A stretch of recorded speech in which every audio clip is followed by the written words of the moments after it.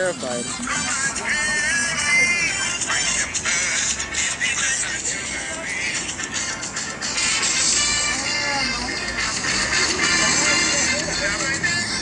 Oh wow, oh fuck. The lens, I gotta get the lens on. It's the Eglinton Jerk, reporting for the Eglintonwest Papa Podcast. And wow, oh wow, wouldn't you believe who I got with me?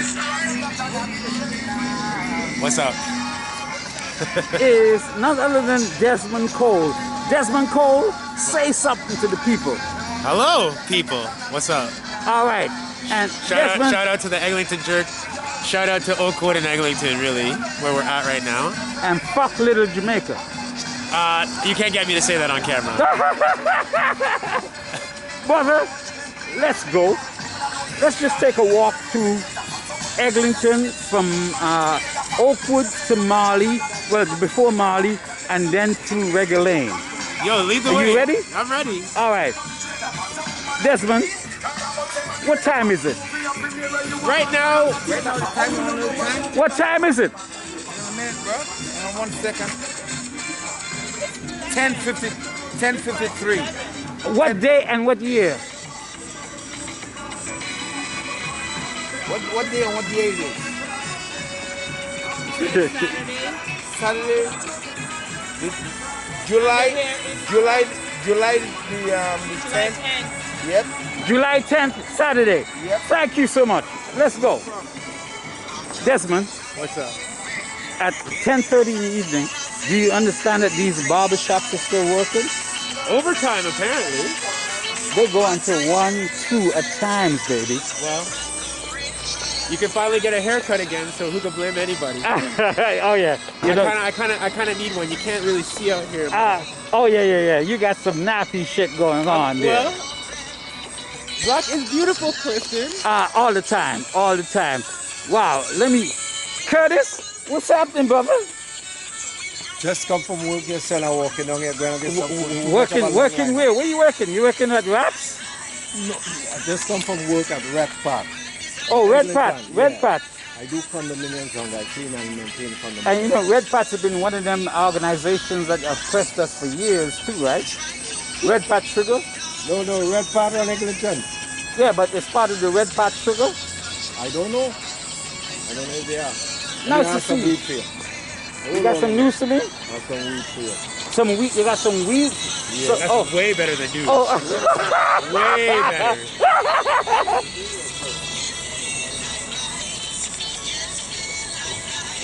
Bless them by good thing, Yes.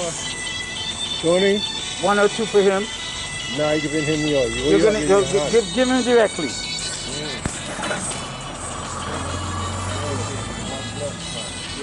This man is always blessing up. Yeah. This is Desmond Cole. Desmond Cole. My Curtis. Very nice to meet you. Nice to meet you, my friend. Have a beautiful evening. Yes. Desmond. So is this what happened when you're an OG on the block? People just giving you respect in your hand as you walk down the street? I'm telling you, brother. Wow. The shit is like that. Wow. Like, there's so many things. Like, you know, you get the props when you don't even know it. And you call on it. So look here. I'm never walking down the street without you again, by the way. Ever. Look here. Dude, do you see this lineup for Dutch Patch? Yeah. This used to be the lineup for Raps. These are all waiting on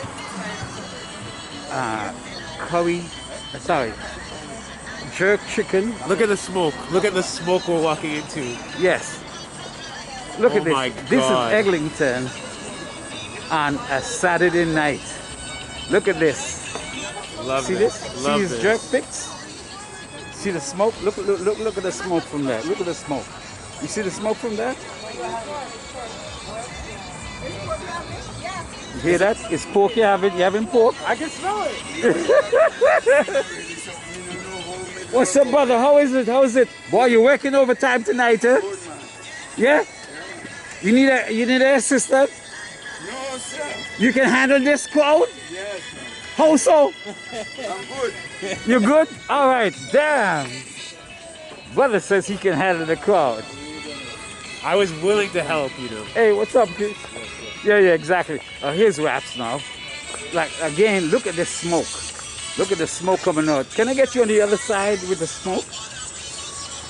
Hey, matching. Look, we're matching here. You see this? Say See something to the people.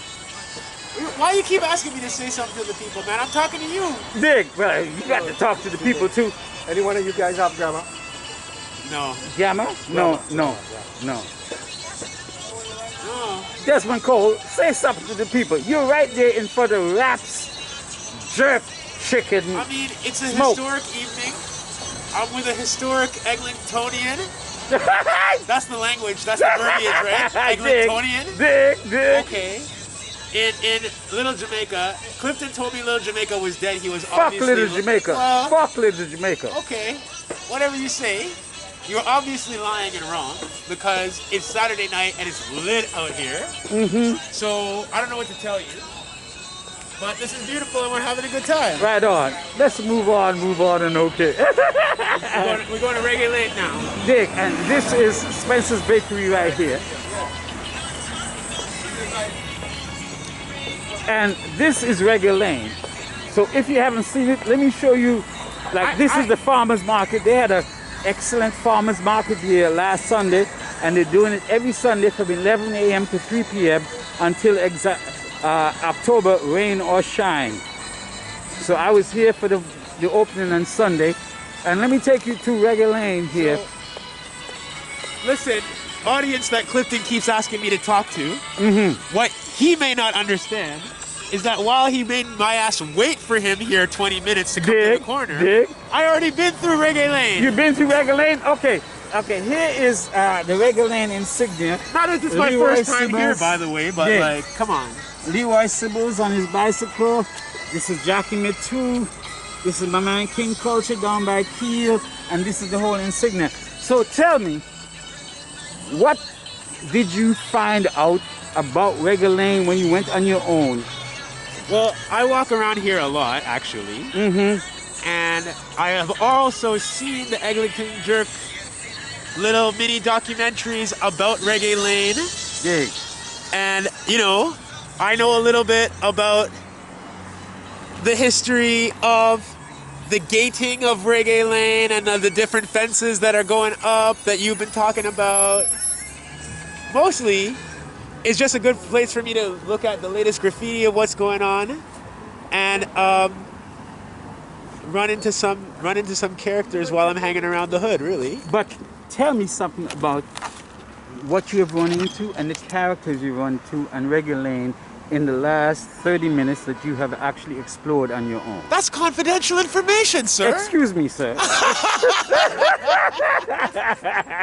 Get the fuck out of here, That's baby. confidential. Come on. You went through Reggae Lane on your own. First of all, that's pretty brave. No, it's really not. Secondarily, a lot of people wouldn't do that, wouldn't even explore the idea. But I know where I am right now, so it's not even a big deal. Like, So you were... I get my hair cut right over there, eh? Oh, which barber, if you might tell us? Across the street, not this side, but the north On side the other of side. Eglinton. And I've lost my name now. They're all fenced in as if you can't Of even course, get in there anymore. casuals maybe, yeah. But, So you came through Reggae Lane. We're going to go through Reggae Lane, me and you now. well, I'm safe because I'm with you now. But so you were scared when you went through on your own? No, I'm trying to tell you exactly the opposite. But you ain't telling me shit, brother. Like what the fuck happened? Like Nothing what like I mean, how was the event? How was the walkthrough? The walk through Reggae Lane was fine. There are people hanging around. There was some kind of a barbecue going on in one of the back areas. There's just people chilling, as you see, we're going to see right now. There's just people hanging out. That's what's always going on here. Of course. But were you impressed with the idea of what it is? Like it's a laneway, right? Yeah. Yeah, like here it is, folks. Here's it. We're moving down this laneway. That's Rap's Restaurants right there. And we're going all the way down. This is Desmond Cole right here. And this is the Eglinton Jerk. Desmond, what do you think of Reggae Lane? I think that Reggae Lane is a pretty historic part of the city, actually, Why so? because the murals, one there, By Adrian Hales, yeah, excellent and artist. then the one that we're coming up on just over here. Like, these are murals that I got just struck by the first time, like, billion years ago that I ever came through here. Very compelling, aren't they? They are. And so I've taken pictures of them and I've posted them. And it just gives a character to what this place is and where we are. See? People are partying, man. People are having a good time. Next door, over the way. Yeah. And so I think of like the corner, the actual corner of Oakwood and Eglinton. But when I think of the corner, I can't actually separate it from this. Because Yes. this tells us much about the character of the area as the actual physical corner does. So that's what captivated me about this, and But that's why Desmond, I like it. Desmond, beyond the two murals, Yeah. is there anything else you can identify on Reggae Lane that has any historical reggae Jamaican significance? Yeah. You would have to tell me. Well, dude, I'm not one asking a question. Tell you shit. So how you doing, bro? I'm all right. I'm all right. It's been a beautiful, beautiful day after like a week of rain. Where were you before this? You went to a demonstration? I was at an event this afternoon honoring the life of Jamal Francique. Who was he and what happened with him? Jamal Francique was 28 years old in January of last year when he was murdered by the Peel police. He was shot in his car, and his family.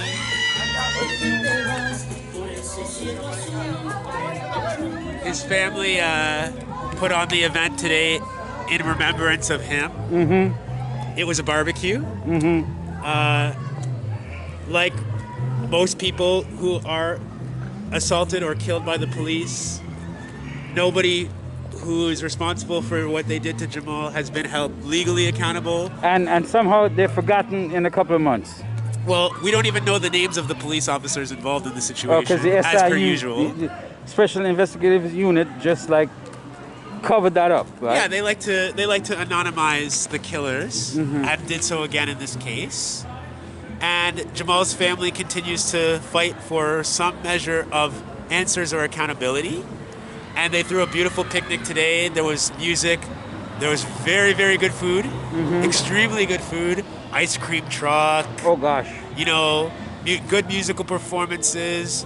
A couple people giving talks about, you know, the importance of trying to keep up the fight against the police. What is the family asking for though, and their lawyers and representatives? I think the biggest thing is to keep Jamal's story alive, because when this first happened, I actually hadn't even heard about it last January. And a lot of people still don't know. I didn't. Right. So I think the biggest thing for them is awareness, because a lot of people don't know Jamal's name. And People, what were the circumstances though that you think that makes it egregious and even illegal maybe? it's always illegal. I mean, if we're talking about, whether you're talking about God's law, whether you're talking about what people would call natural law, whether you're talking about the actual law, taking a life is supposed to be illegal in most cases. Absolutely. And Because you ain't God. no, so we don't get to make those decisions. But you know, basically, the police rolled up on Jamal, and they made this kind of situation that you hear a lot, that like he was going to somehow kill them all with his car, and so they had to shoot him while he was in his car. How many bullets? Multiple bullets, one of them striking him kind of like towards the back of his head. Damn. And so like the implication, of course, being that that person was standing behind when they were shooting at Jamal Francique. And there's a whole report actually that you can look at online. And it's just one of these situations where whatever the explanation is by the police,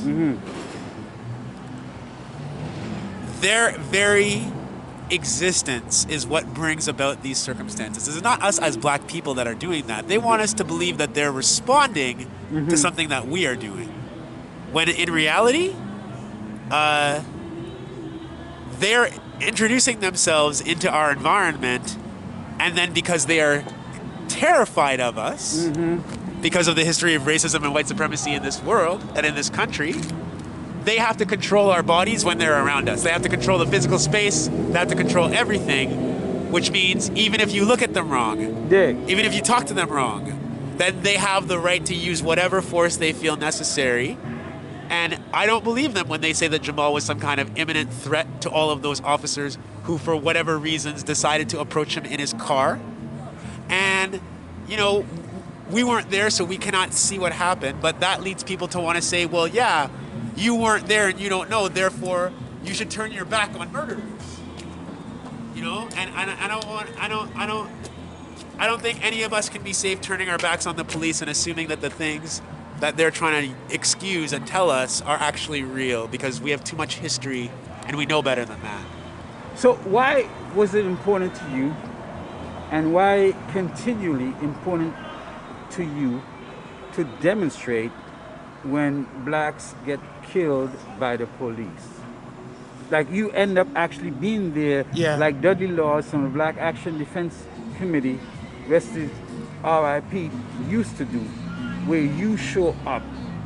Why do you think your physical presence and prominence is necessary for you and for the community and for the politics? So, before I answer that, I want to say I also show up to a lot of things that are not the immediate aftermath of a police killing. Because the way that black people are experiencing education and healthcare and immigration and all kind of other things are also things that I'm interested in, things that I write about.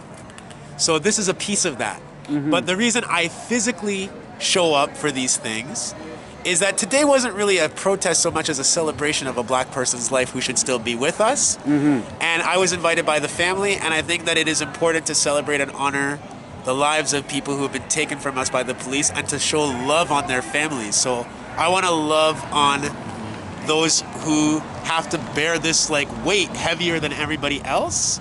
I want to show them that people care about them, that people love them and are not going to abandon them. And when it is more of a protest situation, I want to show up to put my body on the line. Because it's not enough for us to just sit and write or tweet on the internet or talk about these things. Our lives are happening out in the street and out in these laneways. And they're taking our lives. In this case, Reggae Laneway, yeah. Right. And they're taking our lives in these streets and in these laneways and in these parks, right? And so it is important to be physically present because they're trying to erase black people from public space. They're trying to push us further and further off the margins of downtown Toronto, which is now somehow for white people. I really think it's interesting. I was going to call you something else, but I'll call you the Eglinton jerk. I really think it's interesting, jerk, that as the city of Toronto itself gets more black and brown, the downtown core of Toronto got whiter and whiter and whiter and whiter. Boy, down there is white like it's fucking snowflakes. So I think that the constant trying to push people who are black out of downtown and out of public space and out of sight in general means that I have to show up physically and say no and resist with my body. It's either you or Becky's. It's either me or Becky's. Or Becky's. Karens and Becky's. Yeah, the Karens and the Beckys are, you know, I guess like they feel like this city and this world really is theirs for the taking. But like seriously, we had a beautiful summer day a couple of weeks ago where another family of another woman who lost her life in a police interaction, Regis Korchinski-Paquette. Hyde Park, in Hyde Park last summer. Dig. So Regis's family organized a memorial march for her 1 year after her death. It happened a couple of weeks ago. We marched from Queen's Park and we were going to Nathan Phillips Square in Toronto. The police attacked us while we were marching because the police don't even want the people who they victimize to have one day to be able to go and march and remember somebody who's dead, somebody who can't enjoy their family anymore, who can't have this conversation. We're gonna squash everything. So, watch out, somebody using Reggae Lane All right. for its Here comes the car. one of its original intended purposes. Right on, boo. No. It's my man here. Pardon?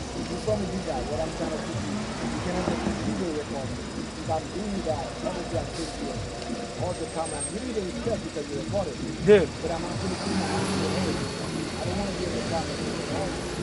You will not be in the camera.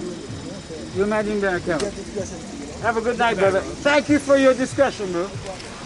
As you were saying. Yeah, The cops won't let you go and even get a day. so what that means is you can take the lives of our people, and people will say, but Desmond, there's no evidence that the police actually killed Regis Korchinski-Paquette. But to me, the police are... And officially there isn't so far, right? Here's my evidence. Go ahead. They were the last people in the room with her, and she ran away from them, and by their own evidence, ran outside of a door and was trying to bar the police from getting out of the door with her. Why was Regis Korchinski-Paquette so afraid of the police? But as a black person, I don't need to answer that question because I already understand why any black person in any situation where they are trapped in a room with the police would be afraid. So what's hang wrong on. with the process? Go ahead. So they're responsible for her death. Okay. Whether people say that they actually physically killed Pushed her her. or threw her off the balcony, Yeah. the police are responsible for Regis's death. And when they can do something like that, and we can't even go and march and have a memorial in public to mourn her death without the police coming at us again, that tells me that we need to stand strong in public space before we're not able to be there at all, before our whole existence in public is criminalized. Hence your approach at a number of demonstrations. So, for instance, let's tick a tat on that for a moment, right? What is the problem with the SIU, the Special Investigative Unit of the police force, Yeah. that seemingly always seem to exonerate officers? Yeah. What could they and should they have done differently in this investigation? In the case of Regis or Jamal? Yes, Regis. Okay, so I think that the problem with the SIU is actually not about this specific case. The problem with the SIU is that it's a group of so-called civilians. Yes. The majority Rather of whom... than ex-police Correct. officers. The majority of whom are former police officers They- who are operating under the assumption that the police would never hurt anybody. That the police are non-violent, that the police are here to help everyone equally, that the police have no racial bias. That the pigs are always innocent. Yeah, that all things being equal, they're always just here to help Did you everybody. say all pigs being equal? Well, no, they're not equal. This is not Animal Farm. Yeah, did. Go ahead. Go ahead, baby. But the problem with the SIU in general, and this is actually what I was speaking about today at Jamal's event, at his memorial event, is that 32 years ago, the police killed Michael Wade Lawson and Lester Donaldson, right? In the late 80s, the police killed both of those black men, and because black people took to the streets, went in public, made ourselves visible, Black Action Defense Committee, we Jonah Hall, Lennox Farrell, Dudley Laws, Charlie Roach, yes. Because that happened, the government felt like it needed Buddy Evans before that at that Yes. club downtown. Yeah, go ahead. many, many names that we could recite. Because of the resistance of black people and the refusal of black people to accept these kinds of killings, they created this task force which recommended an arm's length of government investigative body, which is now known as the Special Investigations Unit. Yeah. But black people were not fighting for ex-police to be investigating current Absolutely police. not. That's what we've gotten for the last 30 years, and 97% of SIU investigations and with Exonerate the cops, don't yes, they? and with the police not being charged. And again, people would say, but the test of whether it's good or not is not necessarily that the police get charged all the time, but that is only if you assume that the police are not a criminal gang entity, which we know that they are, who are out here abusing their power and protecting the property and interests of the elite class. Hold on, are you saying, Desmond Cole, that the game is rigged? The Toronto police force is not there to serve and protect citizens? I would never tell a lie in Reggae Lane, Eglinton jerk. I would not do that. We're on hallowed ground right now. Big, absolutely, So, baby. they are the best funded gang in this country, aside from maybe the RCMP. Why do you say that? What's your evidence? Do the police snitch on one another? No. Do the police have a code of uniform, of The colors? so-called blue silence? Yo, this is a gang.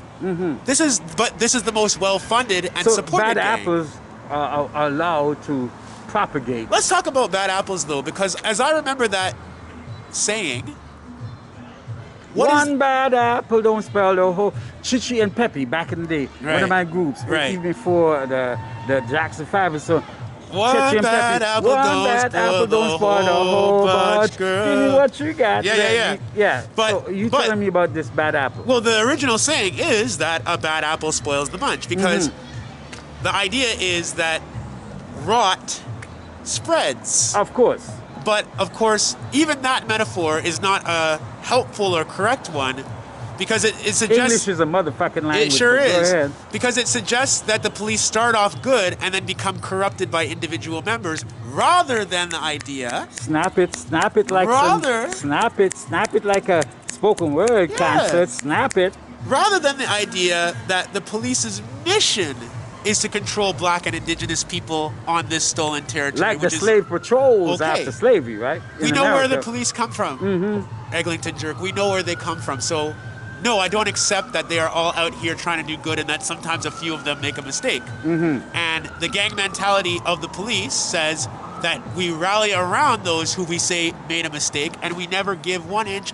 Look, James Forcillo shot Sammy Ateem 8 times on a streetcar. Of course, with like about 20-something police around them, Right. where he was on the So streetcar. they were all witnesses and accomplices to a crime. That Then they shot him, right after he was had dead, been shot. saying, stop, whatever. So rest in peace to Sammy Ateem and love to the Ateem family, who themselves, again, were out here in these streets for years fighting to keep his memory And he alive. wasn't even black.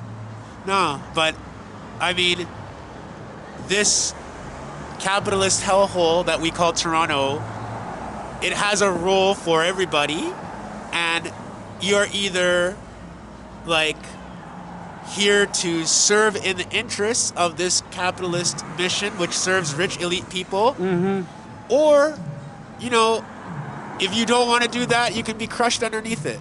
So, like, there are black people who are suffering under this capitalist system, but then there are Middle Eastern people like Sammy. There are East Asian and South Asian people who also face police harassment and have different kinds of histories with the way that their labor has been exploited on this land, immigration patterns, the Chinese head tax and the building of the railroads. 1923? Like, you know, we could go on and on and on and on and on. The Sikhs. But the point is that, like, what we have today is we have individualism as supposed to be a model. So I can become a billionaire as a black individual, and that means that everything is going to be okay Everything's for the gonna be rest of all us, right. right? And I don't really accept that. So there are black people who get to be police chiefs like Mark Saunders now, Yep. and the police force doesn't change. And they might not only target black people, but they disproportionately have their sights set on us because they have to discipline black people the way that they've been trying to do to us for centuries. Or my man who lost it to Mark and ended up in Ottawa. What's his name in the Ottawa police force chief? Peter Slawley. Peter Slawley. And Yeah. who's doing similar nefarious things there, right? But Peter Slawley is, again, part of a gang, a white supremacist gang, who will not accept. They don't even like the little 1-2 statements that he has made of token gestures Yes, towards the black yes, community. yes. So the idea that he as a black person is going to go in there and tell all the white supremacist cops, like, okay, guys, time to clean house, time to start turning out your friends, time to start snitching, time to leave black people alone and leave them in peace. That is not the mission of the police. So having a black person at the head pretending that he's going to get everybody to follow him is nonsense. That doesn't mean that Peter Sully is a bad person. Yeah. It means that the problem of white supremacy in policing is not an individual problem for an individual black person to come solve. But speaking of snitching, Desmond Cole, a number of friends of mine who are in the business, a number of them supporters of people you've gone after, and they say Desmond Cole is a snitch. Uh-huh. Desmond Cole is probably an agent. Desmond Cole is probably working with the police. Okay. Desmond Cole is an enemy of the black community. I see. Why? Which black community? Because there isn't one. Why do you think they're saying that? What do you think are the motivations? And let me ask you directly. Are you an agent of the police? An agent of CSIS? An agent of the RCMP? An agent of the Toronto 13th Division we're in right now? If I was, I probably wouldn't tell you now, would I? Just to give them something to talk about, you know? But seriously, why though seriously, would they say those incendiary things? And a lot of the time, actually tell the truth, these people will not be on record, by the way. But I was just gonna say, anybody who wants to say that, let them come. We're in Reggae Lane, we're in a public space. Dick. Oh, you go fuck off and get the fuck away from here. On Reggae Lane. Hold on. She talking about me and you or just him? I don't know. Okay, let's go. Fuck she. I'm good. I'm still good. Yeah, I'm fucking good too. Shit, I'll fuck you up if you fuck with me on the Reggae Lane, Well. motherfuckers. But go ahead. Why? I can't answer why other people say and do the things that they do. All I can do is, if people want to have those conversations in good faith, I can engage with them. But here's the thing, Clifton. Eglinton jerk, excuse me. Yes, excuse me. Yes. This is the Eglinton Drake reporting for the Eglintonwest Pop-Up Podcast. Talking with Desmond Cole on Reggae Lane. Go ahead, Desmond Cole. Well, it's this simple, okay? People want what they call unity in what they call the black community. Who don't right? want that? Yeah, in theory, it sounds really cool. Absolutely.